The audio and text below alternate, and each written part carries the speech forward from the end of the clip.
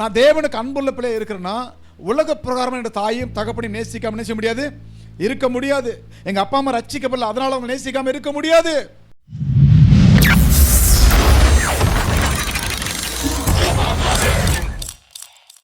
சரி, போன வாரத்திலிருந்து இந்த வாரம் வரைக்கும் நான் ஆண்டவருக்கு பிரியமானது தான் செஞ்சேன் அப்படின்னு சொல்கிறவங்க கை தூக்குங்க. சரி, பரவாயில்ல. இனிமேலாவது கர்த்தருக்கு என்ன செய்யுங்க, பிரியமானது செய்யுங்க. ஏன் இந்த ஒரு வாரம் நீங்கள் ஆண்டவருக்கு பிரியமானது செய்யலை? செஞ்சீங்களா? ஓகே, ஒரு ஓட்டாவது விழுந்துருக்கு. அதுக்காக ஆண்டவருக்கு நன்றி செலுத்துறேன். தயவுசெய்து ஆண்டவருக்கு பிரியமானது செய்கிறதுக்கு என்ன செய்யுங்க, நீங்கள் முயற்சி பண்ணுங்கள். இன்றைக்கி ஒரு தலைப்பில் கர்த்தருடைய வார்த்தை நம்ம கேட்போம். நீங்கள் அன்புள்ள பிள்ளையா? அல்லேலூயா. நீங்கள் அன்புள்ள பிள்ளையா இந்த தலைப்பில் கர்த்தருடைய வார்த்தை கேட்போம். ஆண்டவராகிய இயேசுனுடைய அன்பை நான் நினைக்கும் போதெல்லாம் என் இறுதியை ஒரு நிமிஷம் அப்படியே என்ன உருக ஆரம்பிச்சிடும். அவருடைய அன்புக்கு ஈடாக உலகத்தில் எதை கொடுக்க முடியும்? ஏதோ ஒரு பொருள் சொல்லுங்கள். ஜீசஸுடைய அன்புக்கு ஈடாக எதாவது தர முடியுமா? ஒரு கடற்கரை மணலில் ஒரு பையன் விளையாண்டுட்டு இருக்கிறான். அங்கே போய் பேட்டி எடுக்கிறாங்க, ஒரு அம்மா பேட்டி எடுக்கிறாங்க. அன்புன்னு என்னப்பா, லவ்வுன்னு என்ன அப்படி கேட்குறாங்க. அந்த போய் ஒரு நிமிஷம் யோசிக்காம உடனே சொன்னான் ஜீசஸ் அப்படின்னா. அது எத்தனை பேர் பார்த்தீங்க? நிறைய பேர் பார்த்துருப்பீங்க. ஜீசஸ் அப்படின்ட்டான். சொல்லிட்டு அப்படியே அழுகிறான் அந்த பையன். ஏன் அழுகுன்னு கேட்குறாங்க. ஜீசஸ் அன்பை விட வேறு அன்பு உலகத்தில் எதுவுமே இல்லைங்க. மற்ற எல்லா லவ்வும் வெறும் பொய் தான். மற்ற அத்தனை அன்பும் பொய் தான். ஒரு அன்பு, ஒரு லவ் தான் நிஜம், அது இயேசுனுடையது. சொன்னது எத்தனை வயசு பையன் தெரியுங்களா? கணிசுக்கு எத்தனை வயசு பையன்? யூடியூப் பார்த்தீங்களா? எத்தனை வயசு பையன்? ஒரு 10 வயசுக்குள்ள. சரிங்களா? ஒரு சின்ன பையன் சொல்கிறான். அப்போ வசனத்தை நம்ம நல்லா உள்வாங்கி வச்சுருந்துருக்கணும். இன்றைக்கு எத்தனையோ பிள்ளைங்க தங்களுடைய தகப்பனுடைய இருதயத்தை என்ன செய்கிறாங்க? யார் சொன்னது? சும்மா சொல்லுங்க. அதாவது ரொம்ப பேருமே மிலிட்ரியில் உட்காந்துருக்க மாதிரியே உட்காந்துருக்கீங்க. எத்தனையோ தகப்பன்மார்கள், தாய்மார்கள் தன் பிள்ளைங்க அன்பு இல்லாமல் நடந்து கொள்வதையும் பாவமான வழிகளில் அவங்க நடப்பதை நினைத்து எத்தனையோ தகப்பனுடைய இருதயம் என்ன பண்ணிருக்கு? உடைந்து போயிருக்கு. துன்மார்க்கர் தகப்பன் தாயுடைய இருதயத்தை என்ன பண்ணுவாங்க?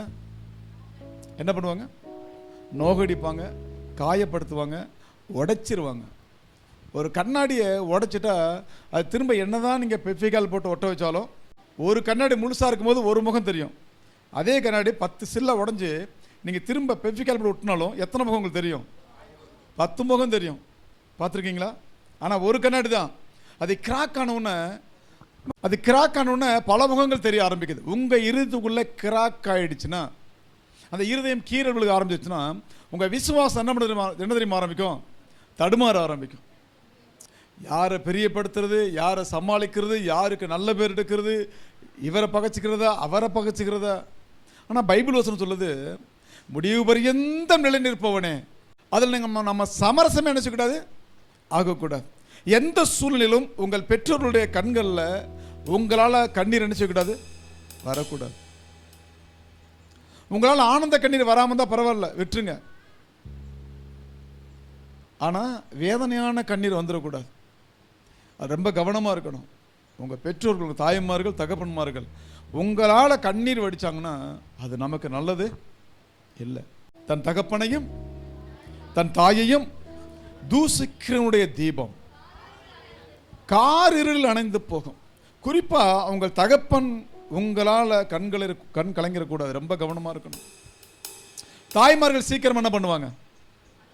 அழுதுருவாங்க. எப்படி தான் கண்ணீர் வருதோ, சின்ன சின்ன விஷயத்துக்கெல்லாம் வெங்காயம் உரிக்கிற மாதிரி கண்ணீர் வந்துடும். பார்த்துருக்கீங்களா? டீ சாப்பிடும்போது கொஞ்சம் மிச்சர் தராட்டி போனால் கண்ணீர் வந்துடுது. வடை சாப்பிடும்போது 2 வடை இன்னொரு நாள் சேர்த்து சாப்பிட்டா கண்ணீர் வந்துடுது. சின்ன சின்ன விஷயத்துக்கெல்லாம் தாய்மார்கள் கண்ணீர் வந்துடுது. அது அவங்களுடைய பலவீனம். ஆண்டவர் அப்படி தான் என்ன பண்ணியிருக்காரு, படைச்சிருக்காரு. ஒருவேளை நான் நினைக்கிறேன், ஆதாம்கிட்ட ஏவாள் சாப்பிட்ட பழத்தை கொடுத்து அவன் ஒரு சாப்பிட மாட்டேன்னு சொல்லியிருந்தான்னா அந்த அம்மா என்ன பண்ணியிருப்பாங்க? நிச்சயம் என்ன பண்ணியிருப்பாங்க? அழுது ஒப்பாரி வச்சிருப்பாங்க. இதெல்லாம் நமக்கு கற்பனை தான், சரிங்களா? அது பைபிள் இல்லை, உதாரணம் சொல்கிறேன். உடனே சாப்பிட்டுருக்க மாட்டான்னு எனக்கு ஒரு நம்பிக்கை. இந்த அம்மா அழுது ஒப்பாரி வச்சு நான் சாப்பிட்டுட்டேன், அப்போ நான் மட்டும் சாகலாமா, நீ சேர்ந்து சாக மாட்டியா? அவனு சாப்பிட்டான்.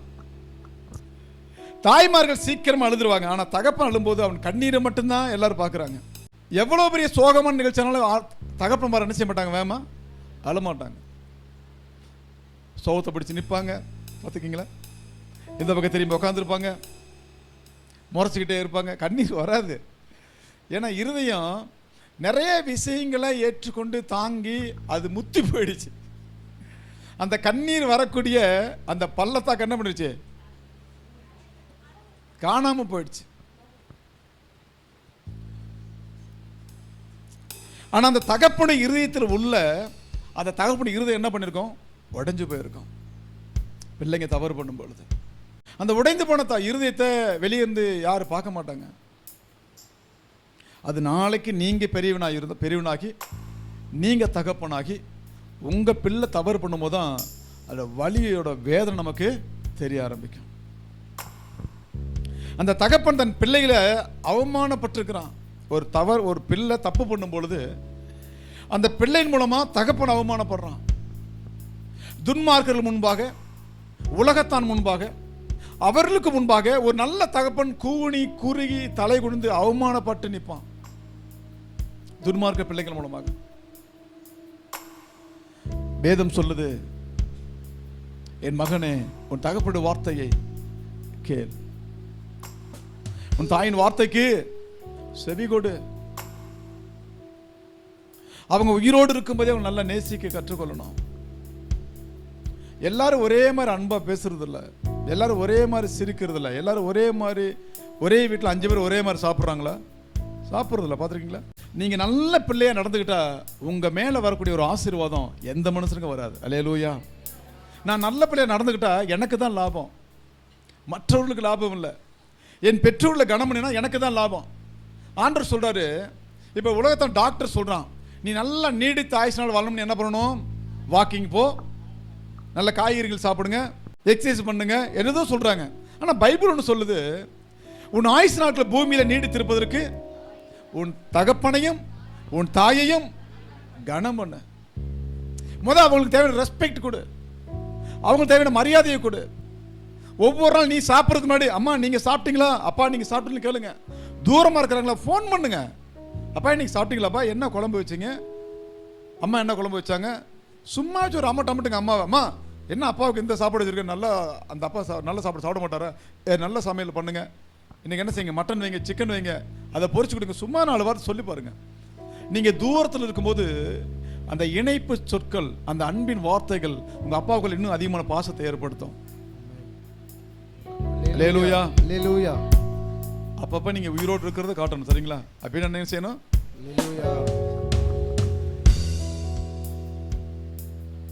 தகப்பனுடைய நம்பிக்கையை உடைச்சிட்டு நீங்க எவ்வளவு பெரிய ஆடம்பரமான வாழ்க்கை வாழ்ந்தாலும், அது கடற்கரை மணலுக்கு பக்கத்துல, அலைகளுக்கு பக்கத்துல கட்டின மணல் வீட்டுக்கு சமானம்.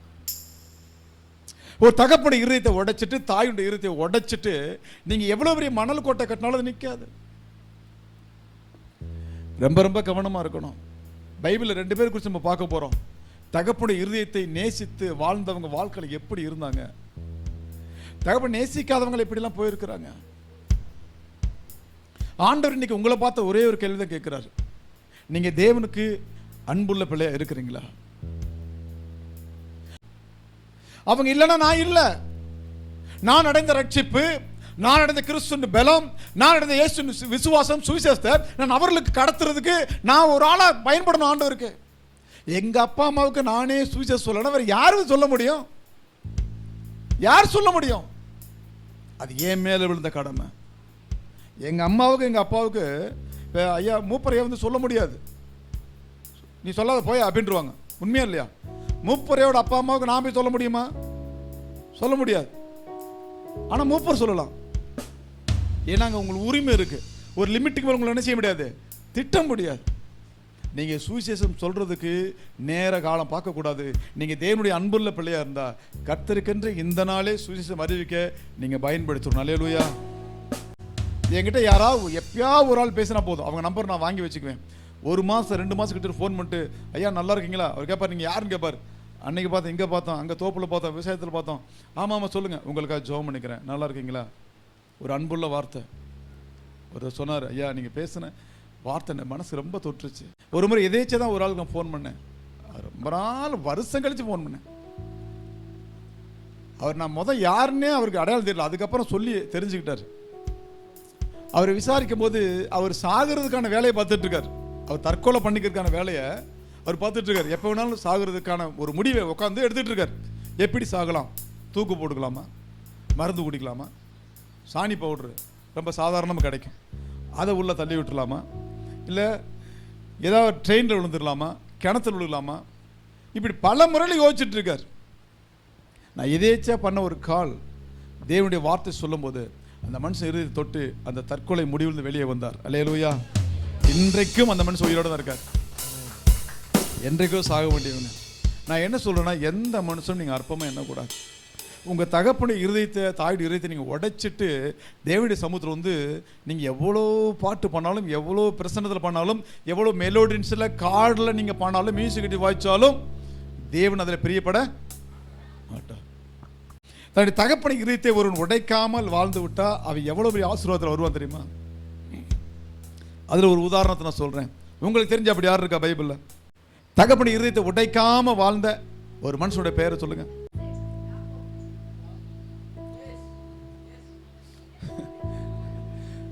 சரி, முதல்ல ஃபர்ஸ்ட் சொன்ன தலைவர் யாரு? ஈசாக்கை பார்ப்போம். ஈசாக்கோட வாழ்க்கை நீங்கள் எடுத்துக்கொள்ளுங்க. உண்மையிலே அந்த மனுஷன் மாதிரி தன் தகப்பனுக்கு கீழ்ப்படுத்துகிற ஒரு மனுஷன் நீங்கள் வாழ்க்கையில் எங்கேயுமே பார்க்க முடியாது. அதனால வாழ்க்கையில் என்னென்ன ஆசீர்வாதம் வந்ததுன்னு நினைச்சலாம் நம்ம பார்க்கலாம். தன் தகப்பனை மதிக்கிற எந்த பிள்ளையின் வாழ்க்கையும் ரொம்ப நல்லா இருக்கும் என்பதற்கு எடுத்துக்காட்டு தான் ஈசாக்கு. ஈசாக்கு என்றால் என்ன அர்த்தம்? ஈசாக்கு என்ன அர்த்தம்? சிரிப்பு. என்னைக்கா உங்கள் பேருக்கு அர்த்தம் நீங்கள் கண்டுபிடிச்சிருக்கீங்களா? உங்கள் பேர் சொல்லி அந்த பேருக்கு அர்த்தம் ஆனால் நம்ம பார்க்கறது இல்லை. ஆனால் பழைய ஏற்பாட்டில் ஒவ்வொரு பேருக்கும் ஒரு அர்த்தம் இருக்கு. ஈசாக்கு ஆபிரகாமுக்கு எத்தனாவது வயசில் பிறந்தாரு? 100 வயசில். 100 வயசில் ஈசாக்கை பெற்றெடுத்தார். நல்ல கவனம் மக்களுங்க. ஈசாக்கு 100 வயசில் பிறந்தார் ஆபிரகாமுக்கு. ஈசாக்க ஆபிரகாம் கையும் காலும் கட்டி போட்டு அவனை பலி கொடுக்க நினைத்த போது ஈசாக்கு தப்பி போக நினைக்கல, ஓடி போக நினைக்கல. தன்னுடைய தகப்பன் வார்த்தைக்கு அமைதியாக கீழ்ப்படிந்து ஒரு இடத்துல இருந்தார்.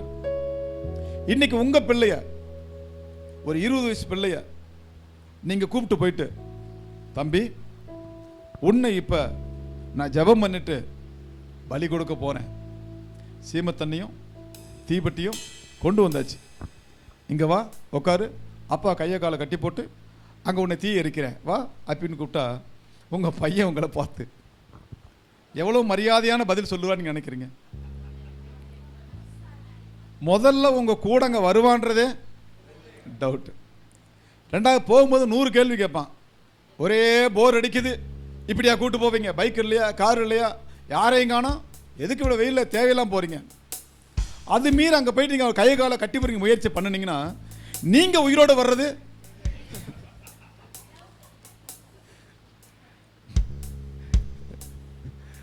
சந்தேகம் தான். அவனை பலி கொடுக்க போய் நாம பலியாயிருவோம். ஆனால் ஈசாக்க ஒரு கிட்டத்தட்ட வாலிப வயசில் இருக்கிறான், ஒரு டீனேஜ் பருவத்தில் இருக்கிற ஒரு பையனை கையை காலை கட்டி போடும்போது அமைதியாக இருக்கிறான். அப்பாட்ட கேட்க, அதுக்கு முன்னாடியே கேட்டான், அப்பா கட்டை இருக்கு, தீப்பெட்டி இருக்கு, தேவையான எல்லா பொருளும் இருக்கு, ஆடு எங்க?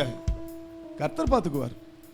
ஆனால் இந்த இடத்துல வந்து தம்பி வாப்பான்னு கையை காலை கட்டி போட்டு அந்த பலிபீடத்தில் படுக்க வச்சு அவனை கத்தியால் குத்த போகும்போது கூட அமைதியாக இருக்கிறான்.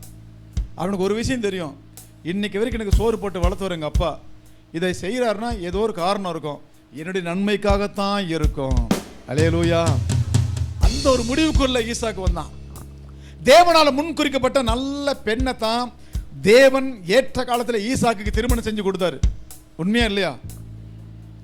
இன்னைக்கு இங்க இருக்க நிறைய வாலிபர்கள் இருக்கிறீங்க, நிறைய வாலிப பெண்கள் இருக்கீங்க. உங்களை பார்க்க உங்ககிட்ட கேட்காமலே நானா போயிட்டு, பாஸ்டர் நான் போயிட்டு ஒரு பெண்ணை உங்களை நிச்சயம் பண்ணியாச்சுங்க, ஒரு பையனை பார்த்தாச்சு, நாளைக்கு இந்த மண்டபத்தில் கல்யாணம், அங்கே வந்துருங்கன்னா நீங்கள் முதல் வருவீங்களா? முதல் கேள்வி நீங்கள் என்ன பார்த்து என்ன கேட்பீங்க? நீ யாரியா என் வாழ்க்கையில் வந்து எனக்கு மாப்பிள்ளை பார்க்கறது பொண்ணு எனக்கு கண்ணா இல்லை?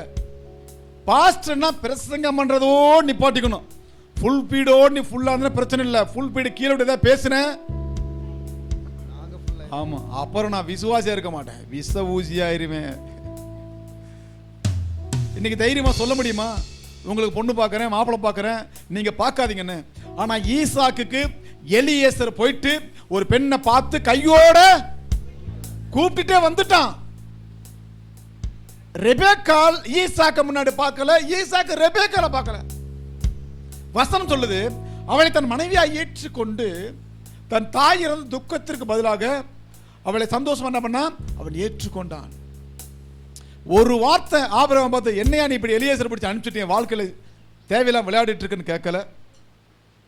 எலியேசரை பார்த்து, ஏன்டா என் வீட்டு வேலைக்காரனி, உண்மை தானே, என் வீட்டு வேலைக்காரன் எலியேசர், நீ போய் எனக்கு போயிட்டு ஒரு பொண்ணை பார்த்து கூட்டு வரியா அப்படின்னு கேட்கல.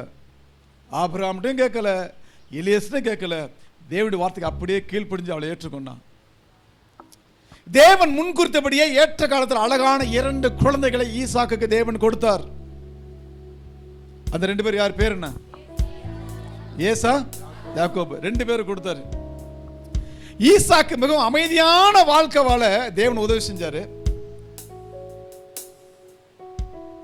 ஈசாக்குக்கு வாழ்ந்த காலத்துல போர் இல்லை, சண்டை இல்லை, பிரச்சனை இல்லை, வம்புகள் கிடையாது, வழக்குகள் இல்லை, ஒரு அமைதியான வாழ்க்கை வாழ்ந்தார். ஈசாக்கு வாழ்ந்த காலத்துல பயங்கரமான தண்ணி பஞ்சம் வந்தபோது கூட ஈசாக்கு தோன்றிட மாத்திரம் தண்ணீர் வரும். அங்க அமலேக்கியர்கள், பெலிஸ்தர்கள் வேற யார் இருந்தாலும் தண்ணி தோன்றினாலும் தண்ணி வராது. அவன் 100 அடி தோன்றினாலும் தண்ணி வராது, இவன் 10 அடி தோன்றினாலும் தண்ணி வந்துடும். ஆனா தேசம் முழுவதும் பஞ்சம் தான். ஈசாக்கு கை வச்சு தோன்றதுனால அங்க தண்ணி வரல, ஈசாக்கு ஆபிரகாமுக்கும் தேவனுக்கும் கீழ்ப்படிஞ்சு நடந்ததுனால அவன் தோன்ற இடத்துல தண்ணி வந்தது. அல்லேலூயா. அப்ப ஒரு ஆசீர்வாதம், பிளெஸிங் வேணும்னா தேவனுக்கு நம்ம பயந்து இருக்கணும். சூழ்நிலைகளை கண்டு நீங்க பயந்துராதீங்க. இப்ப இருக்கிற சூழ்நிலை பார்த்து பயந்துராதீங்க. நான் தேவனுக்கு பிரியமா நடந்தா தேவன் எனக்கு பிரியமா நடப்பார். நான் தேவனுடைய வார்த்தையை கேட்டா அவர் என் வார்த்தையும் கேட்பார். அல்லேலூயா, அல்லேலூயா. வசனம், ஈசாக்கு வாழ்ந்த இடத்துல கடுமையான பஞ்சம் ஏற்பட்டு எல்லாரும் ஊரை விட்டு காலி பண்ணின போதும் ஈசாக்கை தேவன் அங்கே இருக்க அனுமதித்தார். பஞ்ச காலத்திலும் ஈசாக்கை தேவன் அருமையாக போஷித்தார். இன்னைக்கு இங்க பஞ்சம் வருது, பயங்கரமான பசி, பட்டினி, மக்கள் செத்துக்கிட்டு இருக்கிறாங்க. நான் சொல்றேன், யாரும் ஓடி போகாதீங்க, இங்கே இருங்க. அப்படின்னா எந்த செங்கல் உண்டு யார் என்ன எரிவாங்கன்னு சொல்ல முடியாது. நம்ம விசுவாசி மேல பூர்ணமான நம்பிக்கை எனக்கு இருக்கு, கண்டிப்பா கொண்டு மாட்டாங்க அப்படின்னு. ஆனா பாருங்க, தேவன் சொன்ன வார்த்தை அப்படியே கேட்டான். ஒரு தேசமே பஞ்சத்துல ஊரை காலி பண்றாங்க, அவனும் காலி பண்ணி எகிப்துக்கு போகணும் நினைக்கும் பொழுது ஆண்டவர் சொல்றாரு, நீ இருப்பா அப்படின்னு போது அந்த வார்த்தைக்கு ஒரு வார்த்தை மறுப்பு சொல்லாம அவன் அங்கேயே இருந்தான். மற்றவங்கெல்லாம் விதைச்சா ஒரு வருஷத்துல 100 மூடை வருதுன்னா, ஈசாக்கு விதைச்ச பொழுது ஒரு வருஷத்துக்கு அங்க 10,000 மூடை வந்துருச்சு, 100 மடங்கு வந்துருச்சு. அல்லேலூயா. தேவனுடைய அந்த அன்பை நீங்க நினைச்சு பார்க்கவே முடியாது. நீங்க தேவனுக்கு பிரியமா நடந்துக்கிட்டா உங்க வாழ்க்கை மாதிரி ஒரு பெர்ஃபெக்டான, சமாதானமான, சந்தோஷமான வாழ்க்கை எங்கேயுமே இருக்காது. ஆனா தேவனோடு நீங்க எசைஞ்சு இருக்கணும், அதுதான் முக்கியம். உங்க உலக பிரகமான தகப்பன், ஆவிக்குரிய தகப்பனா இருந்தா நீங்க ரொம்ப ரொம்ப கொடுத்து வச்சவங்க. ஆவிக்குரிய தகப்பனா இருந்தா, ஆவிக்குரிய தகப்பனுடைய வார்த்தை கீழ்ப்படிஞ்சு உங்க வார்த்தை கேட்டு நடந்தீங்கன்னா உங்க வாழ்க்கையில் வேலை இல்லாம இருக்கலாம், படிப்பு இல்லாம இருக்கலாம், ஒரு பெரிய உயர்வு இல்லாம இருக்கலாம். ஆனா தேவ சமாதானம் உங்க பிள்ளைகளோட வெளியே போகவே போகாது. அல்லேலூயா. அது அப்படி நிலைச்சு நிற்கும். இஸ்ரவேல் ஜனங்கள் கிட்டத்தட்ட எத்தனையோ 40 வருஷம் அந்த வனாந்தரத்தில் அலைஞ்சாங்க. எல்லாருமே தேவனுடைய வார்த்தை கேட்டு நடந்தாங்களா? ஆனா எல்லாருக்கு மேலும் மேகஸ்தம்பம் என்ன பண்ணுச்சு? இருந்துச்சு. நீங்க மறந்துடக்கூட. எல்லா தேவனுடைய வார்த்தை கேட்கல, இரவு அக்கினி ஸ்தம்பம் இருந்துச்சு. எல்லா தேவனுடைய வார்த்தை கேட்கல, காடைகள் எல்லாரும் சாப்பிட்டாங்க. எல்லா தேவனுடைய வார்த்தை கேட்கல, வானத்து மண்ணாவே சாப்பிட்டாங்க. எல்லாரும் தேவனுடைய வார்த்தை கேட்கல, ஆனா செங்கடலை பிளந்து என்ன பண்ணாங்க? நடந்து போனாங்க. நீங்க தேவனுடைய வார்த்தை நடந்தா உங்க ஆசீர்வாதம், உங்களுக்கு வரக்கூடிய அந்த விசுவாசம், உங்களுடைய அந்த தேவனுடைய பலன் உங்க பிள்ளைக்கும் கடந்து போகும். நீங்க தேவனை மாத்திரம் இறுக்கமா பிடிச்சு கொள்ளணும். என் வாழ்க்கையில ஒரு விஷயம் எனக்கு நல்லா தெரியும். நான் கர்த்தருக்குள்ள பிரியமா நடக்க நடக்க நடக்க என் மேல ஒருத்தன் பயங்கர கோபமா இருப்பான். யாரு? சத்துரு. முதல்ல வெளியே பிரச்சனை கிளப்பிடுவான், அதை சமாளிச்சு நடந்துட்டு சரீரத்தோட பிரச்சனை கொண்டு வருவான், யோபு போல. அதையும் சமாளிச்சு எந்திரிச்சுன்னா பார்ப்பான், இவனை எங்க அடிச்சா இவன் எங்க உட்காரும் தெரியும்.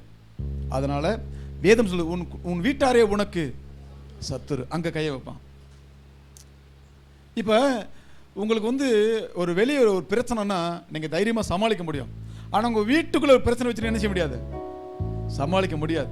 சரியாக ஜெபம் பண்ண முடியாது, வேதம் வாசிக்க முடியாது, மற்றவங்க முன்னாடி சுவிசேஷம் சொல்ல முடியாது. காரணம், என் வீட்டுக்குள்ளே இருக்கிற பிரச்சனை என்ன என்ன பண்ண கொஞ்சம் கொஞ்சமாக. இப்போ அந்த கேன்சர் நோய் பார்த்தீங்கன்னா வயிற்றுக்குள்ளே எங்கே இருந்துச்சுன்னா அது கொஞ்சம் கொஞ்சமாக வளர்ந்துக்கிட்டே வரும். நீங்கள் வளர்ந்தாலும் வளரட்டாலும், நீங்கள் சாப்பிட்டாலும் சாப்பிடாட்டாலும் அது வளர்ந்துக்கிட்டே இருக்கும். அது கண்ணுக்கு மரம் வளர்ந்துட்டு திடீர்னு ஒரு நாள் என்ன பண்ணிடும், காலி பண்ணிடும். இந்த கேன்சர் நோய் வந்தவங்களுடைய நீங்கள் அந்த அந்த பெரிய பெரிய வியாதி வந்தவங்களுடைய நீங்கள் முகத்தை நீங்கள் பாருங்கள், அது போலியாக தான் சிரிக்க முடியும். உண்மையா இல்லையா? போலியாக சிரிக்க முடியும், நிஜமாக சிரிக்க முடியும். உள்ள மரண பயம் அப்படி ஆட்கொண்டுக்கிறோம். வெளியே சிரிக்கலாம், வெளியே பேசலாம், வெளியே நான் அப்படி சந்தோஷப்பட்டு சொல்லலாம், ஆனால் இருக்க முடியாது. அந்த மரண பயம் அப்படி அப்படியே ஆட்கொண்டுறோம். நிறைய பேர் நான் பார்த்துருக்குறேன். ஒரு முறை ஹாஸ்பிட்டலில் ஒரு அம்மாவை பார்த்து பேசிட்டு இருக்கும்போது அவங்க சொன்னாங்க, ஐயா எனக்கு கேன்சர், நான் சாக போகிறேன். சிரித்தாங்க. பரவாயில்லம்மா, இவ்வளோ கவலையிலும் நீங்கள் சிரிக்கிறீங்களே. நான் எங்கேயே சிரிக்கிறேன், விரக்தியில் சிரிக்கிறேன், வெறுப்பில் சிரிக்கிறேன், என் வாழ்க்கை வீணெடுத்தது நினைச்சு என்ன செய்கிறேன், நான் சிரிக்கிறேன். போலியான சிரிப்புங்கயா அப்படின்னா. அப்ப கர்த்தருக்கு நம்ம பயந்து நடந்தா, ஈசாக்கு பாருங்க, ஈசாக்கு தன்னுடைய முதிர் வயதில் கூட கண் பார்வை முழுவதும் மங்கி போன நிலைமையில் கூட நல்ல ஒரு அசைவ உணவு என்ன பண்ணாரு, சாப்பிட்டார். இன்னைக்கு 40 வயசு பிள்ளைங்க யாரா ஒரு ஆள் கையில் மட்டன் குழம்பு கொடுங்க, எலும்பு கடிக்க மாட்டாங்க. என்ன சொல்லுவாங்க, பல்லெல்லாம் சூத்த, எல்லா பல்லும் அடைச்சிருக்கேன், 3 பல்லு பிடுங்க வேண்டியிருக்கு பாஸ்டர், 32 பல்லுல 16 பல்லு நல்லா இருக்கு, 16 பல்லு நாளைக்கு விழுந்துரும் போல இருக்கு. 40 வயசுல ஈசாக்கு முதிர் வயதில் கூட கண்பாரு மங்கி பேர் கூட கேட்ட உணவு என்னது, மான் கறி கேட்டான்னு சொல்ல போல, ஆனால் நல்ல கறியை கேட்டான். சரிங்களா? அப்படியே நல்ல மான் வேட்டையாடி வந்தாங்க. 6000-7000 வருஷம் முன்னாடி என்ன பண்ணா, நல்ல அதாவது நல்ல மான் கறி சாப்பிட்டான். இன்னைக்கெல்லாம் மான் கறி தொட்டிங்க அவ்வளோதான், வாழ்நாள் முழு ஜெயிலில் தான். மானை தொட்டு கூட பார்த்துடாதீங்க. நான் என்ன சொல்றேன்னா, அவ்வளோ ஒரு வயசுல கூட நல்ல உணவு சாப்பிட்டான். ஈசாக்கு பிறந்த 2வது குழந்தையான யாக்கோபு தான் தேவன் இஸ்ரவேலை தேர்ந்தெடுத்தார். அந்த இஸ்ரவேல் சந்ததியில் வந்த 12 குழந்தைகள் தான் 12 கோத்திரங்களை தேவன் தேர்ந்தெடுத்தார். அந்த 12 கோத்திரங்கள் ஒருத்தன் தான் யூதா கோத்திரம். அந்த யூதா கோத்திரத்தில் தான் ஆண்டவர் இயேசு கிறிஸ்து பிறந்தார். அந்த இஸ்ரவேல் அந்த யாக்கோபின் பேர்ல தான் இன்னைக்கு ஒரு நாடு இருக்கு, ஒரு கண்ட்ரியே இருக்கு. உங்க பேர்ல என்ன இருக்கு? யார் சொன்னது? உங்க வீட்டு பாத்திரம் இருக்கா? உங்க வீட்டு பாத்திரத்தில் உங்க பேரு இருக்கு. அதுல கூட சண்டை போடுவார். அது என்ன அப்படி போட்டிருக்க, என் பேர் சேர்த்து போடல, பார்த்துருக்கீங்களா? உங்க பேர்ல உங்க வீட்டில் ஒரு பாத்திரம் இருக்கு. ஆனா தேவனுக்கு பயந்து நடந்த ஈசாக்கின் பேர்ல வம்சம் வம்சம் ஆசீர்வதிக்கப்பட்டு அவனுடைய குழந்தைக்கு பேர்ல இன்னைக்கு உலகம் திரும்பி பார்க்க ஒரு நாடு, இஸ்ரேல் நாடு, அவன் பேர்ல இருக்கு. அல்லேலூயா, அல்லேலூயா. நீங்க தேவனுக்கு பிரியமா நடந்துக்கிட்டா உங்க வாழ்க்கை அற்புதமா இருக்கும். தகப்பனுக்கு கனம்னா ஆசீர்வாதம் உங்களுக்கு தான்.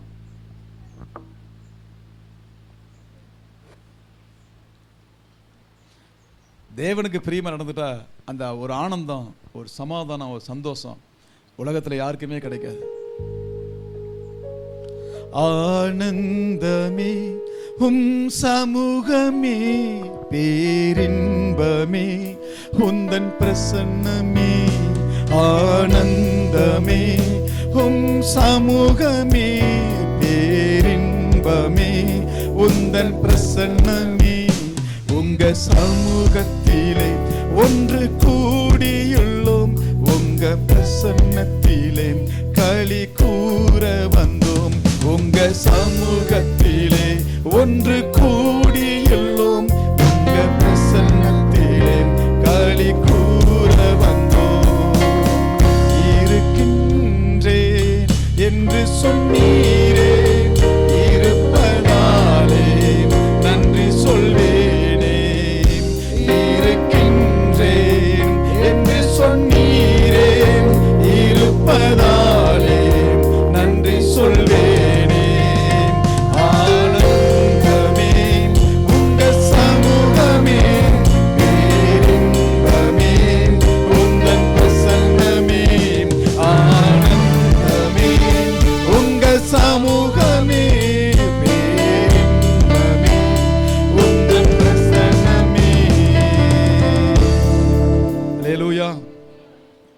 தேவனுடைய சமூகத்தை விட்டு என்னைக்குமே ஓடிடாதீங்க.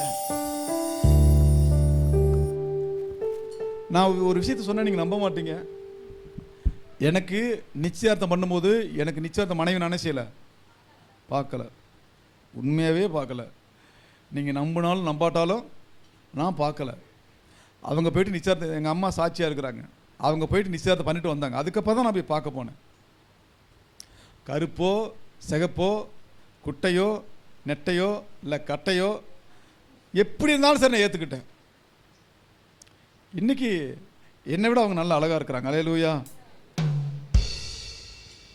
ஏன் யாருமே சிரிக்க மாட்டேங்கிறீங்க?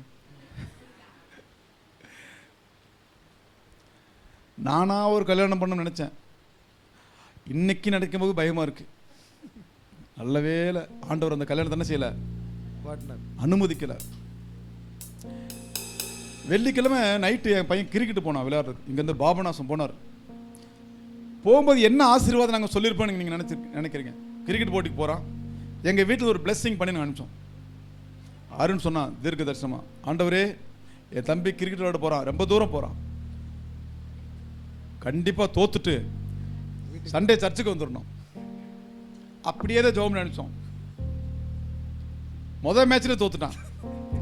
அங்கேருந்து ஃபோன் பண்ணுறான், ஆண்டவர் உங்க ஜெபத்தை கேட்டிருக்காரு, என்னோட கூட வந்தவங்க ஒருத்தன் கூட சரியா விளையாடல,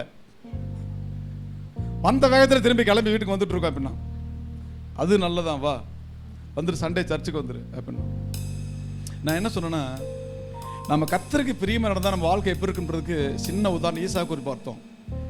ஆனால் ஆண்டவர் இயேசு கிறிஸ்து தேவனுக்கு எவ்வளவு பிரியமாக நடந்தார் தெரியுங்களா?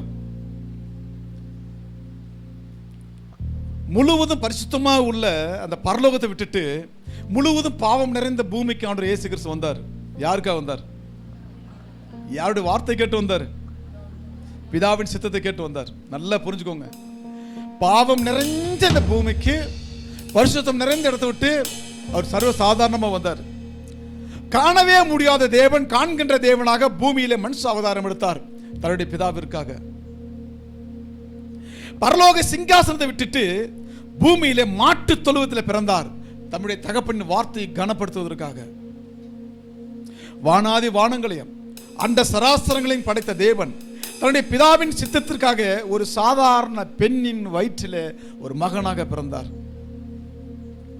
பரிசுத்த பிதாவுக்கும் உலக பிரகாரமான தாய்க்கும் மரியாளுக்கும் தகப்பன் யோசேப்புக்கும் அன்புள்ள பிள்ளையாக தேவன் வளர்ந்தார். உயர்ந்த இடத்துல இருந்து மிகவும் தாழ்ந்த இடத்துல சம்மதித்து தன் அன்புள்ள மகன் என்பதையும் இயேசு மறுபடியும் மறுபடியும் நிரூபித்தார். இன்னைக்கு யாராவது ஒருத்தர் நீங்க திடீர்னு சேர்ல உட்காந்துருக்கும் போது எந்திரிச்சு கீழே உட்காருங்க அப்படின்னு சொன்னோம்னா முதல்வர் என்ன செய்வார்? முறைப்பார். ரெண்டாவது பக்கத்தில் பார்ப்பார், யாருமே வரல, எதுக்கு நம்மளை கீழே உட்கார சொல்றார். இந்த விஷப்பரிசையில் நம்ம என்ன செய்ய மாட்டோங்க, டெஸ்ட் எடுக்க மாட்டோம்.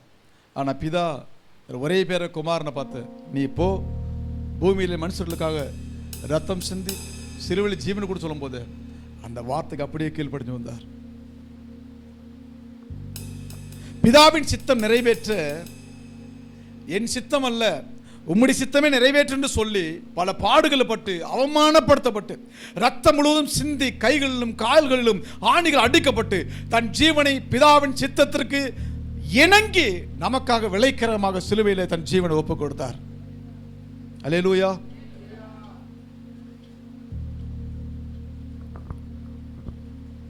இன்னைக்கு நம்முடைய சபையில் பார்த்தீங்கன்னா யாராவது ரெஸ்ட் ரூம் போவாங்க, அந்த வாளியில் தண்ணி இருக்காது.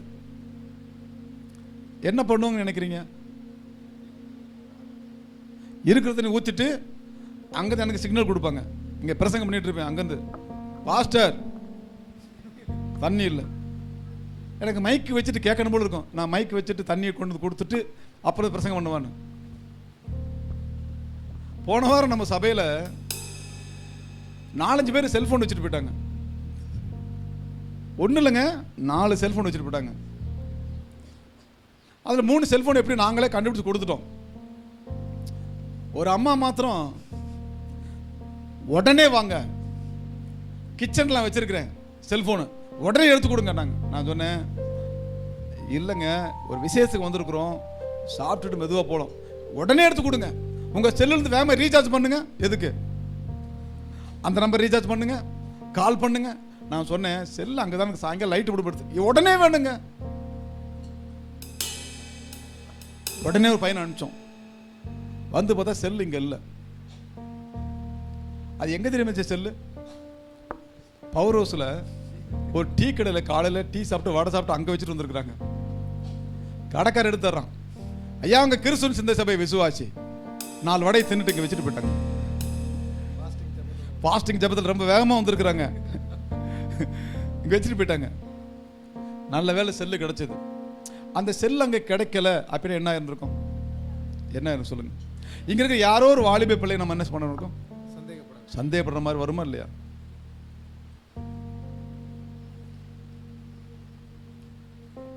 உங்களுடைய பொருட்கள் நீங்க என்ன செய்யுங்க, பத்திரமா வச்சுக்கோங்க. இயேசு தன்னுடைய ஜீவனை எந்த ஒரு கேள்வி கேட்காம ஆண்டவருக்காக விட்டு கொடுத்தார். இப்ப இந்த வீடியோ பார்க்கிற நீங்க, இந்த செய்தி கேட்கிற நீங்க, உங்கள் ஆவிக்குரிய தகப்பனருக்கு எப்படி கீழ்ப்படிந்து நடக்கிறீங்க? தாயும் தகப்பனையும் அவமானப்படுத்துற பிள்ளை எத்தனை பேர் இந்த உலகத்துல? தகப்பனை எதிர்த்து பேசுறவங்க எத்தனை பேர்?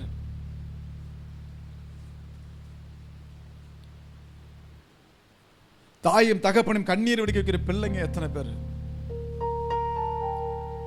உன்னை பெற்ற தாய்க்கும் தகப்பனுக்கும் நீ அன்புள்ள பிள்ளையாக நடக்காம அவர்களை ஏமாற்றிட்டு தேவனுக்கு மாத்திரம் நீ அன்புள்ள பிள்ளையாக நடக்கலாம்னு நினைச்சன்னா உன்னுடைய விசுவாசம் அத்தனை பொய் தான்.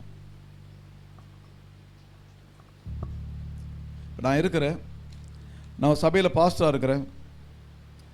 எங்கள் அம்மா ரட்சிக்கப்பட்டிருக்காங்க. ரட்சிக்கப்பட்ட 2வது விஷயம், அவங்கள கனம் பண்ணுறது தான் என் தலைமையில் இருந்த கடமை.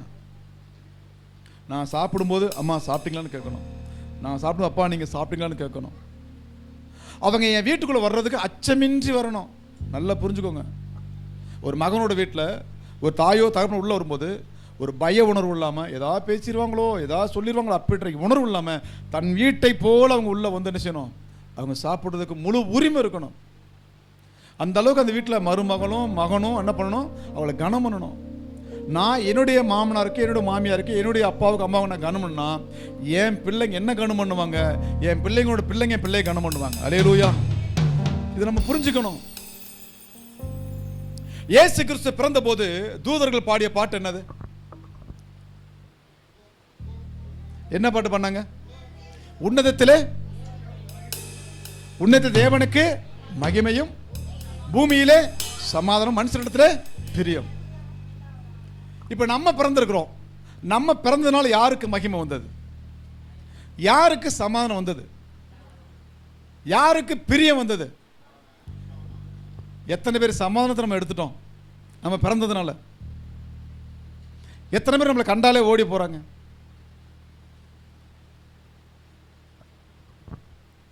இயேசு கிறிஸ்து பிதாவின் சித்தத்தை 100% அருமையாக நிறைவேற்றினார். இன்னைக்கு நீங்கள் நான் தேவனுடைய பிள்ளையா இருக்கிறோம். நாம் எதை நிறைவேற்றிருக்கிறோம்? கர்த்தருக்கென்று செஞ்சது என்ன? தேவனுடைய சுபாவத்தை எங்கே நம்ம வெளிப்படுத்திருக்கிறோம்? யாரை நம்ம மன்னிச்சோம்? தவறுகளை திரும்ப திரும்ப எடுத்து பேசுகிறோம் தவிர மன்னிச்சது என்னது? மன்னிச்சதுக்கு அவரை நடத்துனது என்னது? இன்னைக்கு உங்களை யாராவது திடீர்னு போலீஸ் வந்து ஏதோ ஒரு விஷயமா பிடிக்கிறாங்க. அப்போ நீங்கள் சொல்கிறீங்க, சார் அந்த நான் தப்பு பண்ணவே இல்லை, இந்த என்ன இவரை கேட்டு பாருங்க சொல்லும்போது அந்த இடத்துல நான் இருக்கிறேன், என்ன கேட்குறீங்க, இவரை கூட கேட்டு பாருங்க அப்படின்னு சொல்லும்போது நான் சொல்கிறேன், அவர் யாருன்னு எனக்கு தெரியாதுங்க அப்படி சொன்னால் உங்களுக்கு எப்படி இருக்கும்? ஏற்கனவே உங்கள் போலீஸ் உங்களை பிடிச்சிட்டு போகிறத காட்டிலும் இப்போ இவன் சொன்னா பாருங்க வார்த்தை, இது உங்களை என்ன அதிகமாக காயப்படுத்தும். அதுக்கப்புறம் ஜென்மத்துக்கு அந்த பக்கம் என்ன செய்ய மாட்டீங்க, தலை வச்சு படுக்க மாட்டீங்க. ஆனால் இயேசு கிறிஸ்து பேதுருவை தேடி வந்தார். தெரியாதுன்னா மறுபடியும் தெரியாது வேகமாக சொன்னான், அப்புறம் சபிச்சான், சத்தியம் பண்ணான். அவனை பார்த்து ஆண்டவர் சொன்னார், என் ஆடுகளை மேய்ப்பாயாக. தேவனுடைய பிள்ளைன்னா அந்த மாதிரி இருக்கணும். வேதம் சொல்லுது, நீங்க தேவனுடைய பிள்ளைகளானால், நீங்க தேவனுடைய பிள்ளைகள்னா கடைசியா எப்ப நிரூபிச்சீங்க? நீங்க ஆண்டவருடைய பிள்ளைன்றது ஊர்ல கடைசியா நீங்க நிரூபிச்ச டைம் என்ன? எப்ப உங்களுக்கு குறித்து இவங்க ஆண்டவருடைய பிள்ளைன்னு எப்ப சொன்னாங்க? உங்களை குறித்து நாமளே சொல்றதில்ல, உங்களை குறித்து மற்றவங்க தேவனுடைய பிள்ளைங்க சொன்ன கடைசி டைம் எப்பொழுது? டைம் வச்சிருக்கீங்களா? அந்த 4 நட்சத்திரம் வச்சிருக்கீங்களா? சோதனை வரும்போது, கஷ்டம் வரும்போது, பிரச்சனை வரும்போது, கண்ணீர் வரும்போது, எந்த சூழ்நிலையிலும் நீங்கள் தேவனுடைய அன்புள்ள பிள்ளை என்பதை நீங்கள் மறந்துடவே கூடாது. அல்லேலூயா. இந்த வீடியோ எடுக்கிறாரு ஜெகன், அவர் குறித்து நல்ல சாட்சி நான் கேள்விப்பட்டேன். உண்மையாங்க, ஒரு வாரமாக எங்களை சாட்சிட்டான் எல்லாத்தையும் சேர்த்து. ஸ்கூலில் வந்து மாறி மாறி வந்து செகண்ட் குரூப் எடுக்கிறேன்னா, அப்புறம் வந்து இங்கே கற்பகம் பிறந்தோன்னா மறுபடியும் செகண்ட் குரூப் எடுக்கிறேன்னா, 2 முறை போயிட்டு டிசி எல்லாம் மாற்றி குரூப் எல்லாம் மாற்றி வச்சுட்டு வந்துட்டோம். அதுக்கப்புறம் பெரிய பாஸ்டர் போனால் மதிப்பாருன்னு சொல்லிட்டு என்ன கூட்டு போனான். அவனை நம்பின சின்ன பாஸ்டர் அவங்க அம்மாலாம் போனாங்க, யாரையும் சட்டம் செய்யலை. கடைசியில் ஒரு மதிப்பு நடச்சு பெரிய பாஸ்டர் இன்னைக்கு சாட்சி வரணும் என்ன பண்ணிட்டான், என்ன வம்படியாக கூட்டு போயிட்டு அவன் சொன்ன மாதிரியே தேர்ட் குரூப்பில் இங்கிலீஷ் மீடியத்தில் சேர்த்தாச்சு. சேர்த்துட்டு வந்தால் அடுத்த நாளே பைக்கிட்டு எடுத்து மறுபடியும் இன்னொரு குரூப் ஓட்டி போய் உட்காண்டான் வேறு குரூப்பில். சரி சத்தம் போட்டு பரவாயில்லப்பா, அதாவது படிப்பான்னா அடுத்த நாள் ஸ்கூலுக்கே போகல. என்ன, நான் மறுபடியும் கற்பகம் போகிறேன் அப்படின்றான். இதையே ஒரு வாரம் ரவுண்டில் விட்டான். ஆனால் அவங்ககிட்ட ஒரு நல்ல சாட்சி என்ன தெரியுங்களா, ஒரு ஸ்கூலில் உட்காந்துருக்கும்போது நல்லா கவனம் பண்ணுங்க, ஸ்கூலில் உட்காந்துருக்கும் 11வது படிக்கிற நிறைய பையங்க, அவன் இதுக்கு மேலே இங்கே இருந்தா நம்ம விசுவாசத்துக்கு ஆபத்துட்டு உண்மையாக சொல்கிறேன், பைக்கிட்டு எடுத்து நேராக ஓடி போய் ஹெட்மாஸ்டர் சொல்லிட்டான், இந்த மாதிரிலாம் செய்கிறாங்க. அவர் சொன்னாரா ஹெட்மாஸ்டர், மேடம் பரவாயில்லப்பா, எப்படி தப்பிச்சுட்டு வந்துட்டேன், நீ இந்த குரூப்பில் உட்காரு. அவன் என்ன மறுபடியும் தேர்ட் குரூப் வந்து செகண்ட் குரூப்பில் உட்கார வச்சு பாடம் நடத்திட்டு இருக்கிறாங்க. ஒரு பக்கம் சேட்டை செஞ்சாலும் ஒரு பக்கம் பாவத்துக்கு எண்ணங்கி போகாம அவனை செஞ்சது எது? டெய்லி வந்து தேவனுடைய வார்த்தை கேட்கறது. அல்லேலூயா. அவங்க அம்மா அடிக்கடி சொல்லுவாங்க, என் பையன் நீங்க வீட்டில் வேலைக்கார மாதிரி வச்சிருக்கீங்க, வீட்டில் எல்லா வேலை பார்த்துட்டு இருக்கான், கார் துடைக்கிறான், வீட்டு வேலை பார்க்கறான், சின்ன வயசுல இருந்து இங்கே வச்சுட்டுங்க. ரேஷன் கார்டில் பேர் ஒன்று தான் இல்லை, இங்கே தான் சாப்பிட்றான், இங்கே தான் படுக்கிறான். கேட்டா மாமா ஐஸ்கிரீம் வாங்கி தராரு அப்படின்ட்டு எல்லா வேலை பார்த்துட்டு இருக்கான். ஆனா தொடர்ந்து வீட்டில் ஜெபம் பண்றதுனால ஒரு பாவம் வரும்போது அந்த இடத்தை விட்டு ஓடி போய் ஒரு உயர் அதிகாரிட்ட சொல்லி வேற குரூப்ல மாட்டி தப்பிச்சுக்கிட்டான். அல்லேலூயா.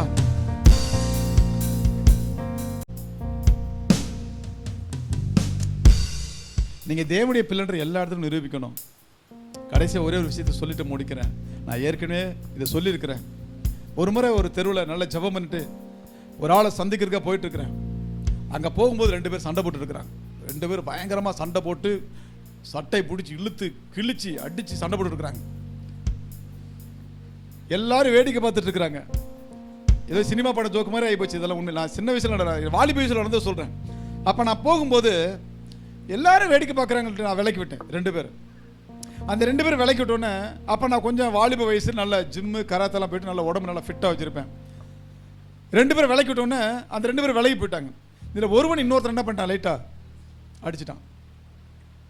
அடிச்சவன் ஓடிட்டான். அடி வாங்கினவன் என் சட்டையை பிடிச்சிக்கிட்டான். என் சட்டை இருக்க பிடிச்சிக்கிட்டான். பிடிச்சி தூக்குறான் சட்டையை. அவனால் தூக்க முடியல. அவன் ஒல்லியாக இருப்பான். நான் திரும்ப அடித்தா செத்தே போவான். அவ்வளோ ஒல்லியாக இருப்பான். அவன் என்ன செய்யறான், என் சட்டையை பிடிச்சி மேலே தூக்குறான். இப்போ விசுவாசத்தில் பரீட்சை வருது. நான் ஆண்டவருடைய பிள்ளையா இல்லைன்ற என்ன செய்யணும், இப்போ நிரூபிக்கணும். உலகத்தின் பிள்ளையா இருந்தா அவன் செத்தான் அன்னைக்கே. அவன் எங்கேயோ பண்ண சண்டை எங்கேயோ ஆரம்பிச்சிருச்சுன்னு. ஆனால் நம்ம கர்த்தருடைய பிள்ளையா இருக்கிறதுனால அப்படின்னு சொல்ல, நல்ல ஆம்பளையா இருந்தால் சட்டையை விடு அப்படின்றேன். அவன் சொல்கிறான், விட்டா என்ன பண்ணுவேன், நீ நல்ல ஆம்பளையா இருந்தால் சட்டையை விடு. இங்கே என்ன நடக்குது பாரு, நீ விடு. இப்போ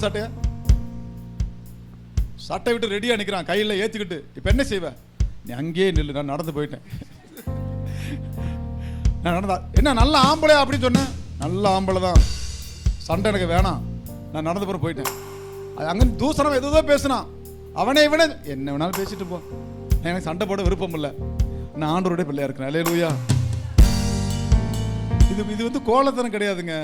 அவன் பேசிட்டான் திரும்ப அடிக்க இல்லைங்க. எல்லா சூழ்நிலையிலும் நீங்கள் ஆண்டவருடைய பிள்ளைன்ற நிரூபிக்கிறதுக்கு ஒரு வாய்ப்பு கிடைச்சா நிரூபிச்சிடணும். அல்லேலூயா. இன்னைக்கு ஜெகன் நிரூபிச்சார்ல, ஜெகன் ஆண்டவர் பிள்ளை நிரூபிச்சார்ல. இங்கே பாருங்க, உட்காந்து வீடியோ எடுத்துட்டு இருக்கிறான். எடுக்கிறானா இல்லையா? இதே ஒரு உலகத்தான பிள்ளை கூப்பிட்டு 1 மணி நேரம் வீடியோ எடுப்பானா? எடுக்க மாட்டான். அந்த பொறுமை வராது. நீங்க சின்ன வயசுலேருந்தே கிறிஸ்துவங்கள் நடத்தி பாருங்க, நிச்சயமா 100 மடங்கு பலன் கொடுப்பான். அல்லேலூயா. நீங்க கர்த்தருக்கு பயந்து பிரியமா நடந்தீங்கன்னா உங்க வாழ்க்கை ஆசீர்வாதமா இருக்கும். நான் இன்னைக்கு எல்லாரும் நான் டிக்ளேர் பண்றேன், என் பையன் அருண் இருக்கான், பிரகாஷ் இருக்கிறான், இவங்க எல்லாருமே ஆண்டவர் ஒரு நாள் நல்ல உயர்ந்த நிலைக்கு வச்சிருப்பார். அல்லேலூயா. நான் நம்புறேன். கர்த்தருடைய ஆலயத்திலே நாட்டப்பட்டவர்கள் மிகுந்த கனிகளை கொடுப்பார்கள் வேதவசனம் சொல்லப்பட்டிருக்கு. தேவனுக்காக உழைக்கிற எந்த மனுஷனும் வாழ்க்கை வீணா போனதில்லை.